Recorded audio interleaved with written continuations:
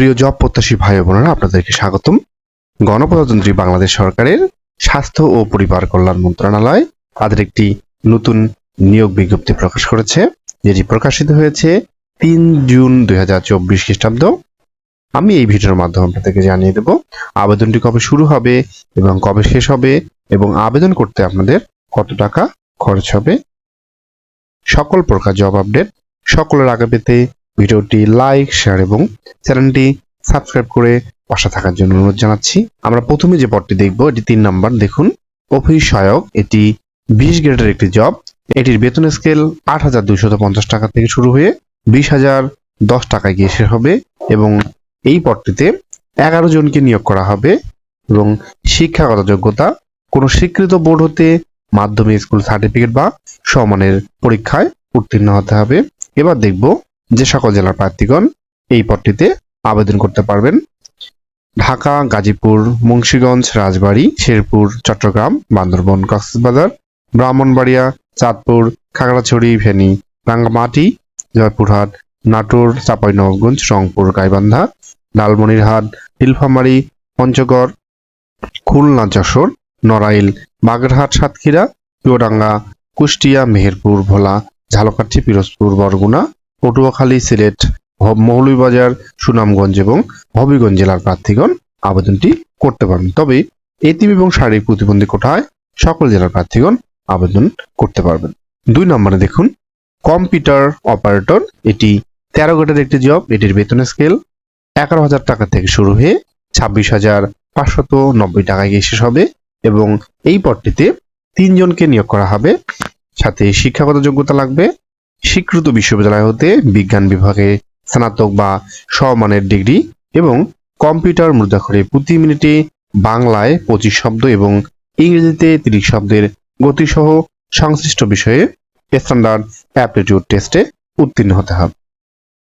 1 নম্বরে দেখব 60 মুদ্রাক্ষরে cum computer operator, এটি 13 গ্রেডের একটি জব। এটির বেতন স্কেল 11,000 থেকে শুরু হয়ে 26,590 টাকায় গিয়ে শেষ হবে। বয়স সীমা একটু আমরা খেয়াল করব, অনূর্ধ্ব 30 বছর। তবে বিভাগীয় প্রার্থীর ক্ষেত্রে বয়স সীমা 40 বছর পর্যন্ত শিথিলযোগ্য হবে এবং এই পদটিতে 3 জনকে নিয়োগ করা হবে। সাথে শিক্ষাগত যোগ্যতা লাগবে কোনো স্বীকৃত বিশ্ববিদ্যালয় হতে স্নাতক বা সমমানের ডিগ্রি, সাথে কম্পিউটারের প্রশিক্ষণ প্রাপ্ত এবং কম্পিউটার মুদ্রাক্ষরে প্রতি মিনিটে ইংরেজি 30 শব্দ এবং বাংলায় প্রতি মিনিটে 25 শব্দের গতিসহ সংশ্লিষ্ট বিষয়ে স্ট্যান্ডার্ড অ্যাপটিটিউড টেস্টে উত্তীর্ণ হতে হবে এবং 60 লিপি লিখনে প্রতি মিনিটে ইংরেজিতে 30 শব্দ এবং বাংলায় 45 শব্দ গতি থাকতে হবে। এবং আমরা দেখব 1 এবং 2 নং যে কর্মিক নঙ্গের যে পদ ছিল, এই পদের কোন কোন জেলার প্রার্থীগণ আবেদন করতে পারবেন।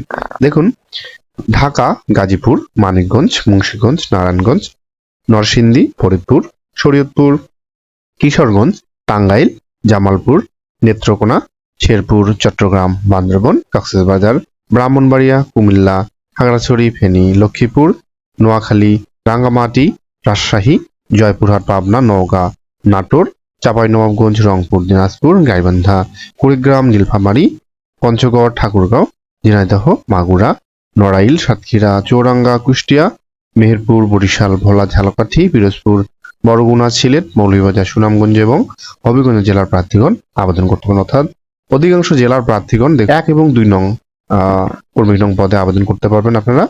তবে দেখুন, তবে এতিম এবং শারীরিক প্রতিবন্ধী কোটায় সকল জেলার প্রার্থীগণ এই 1 এবং 2 নং পদটিতে আবেদন করতে পারবেন।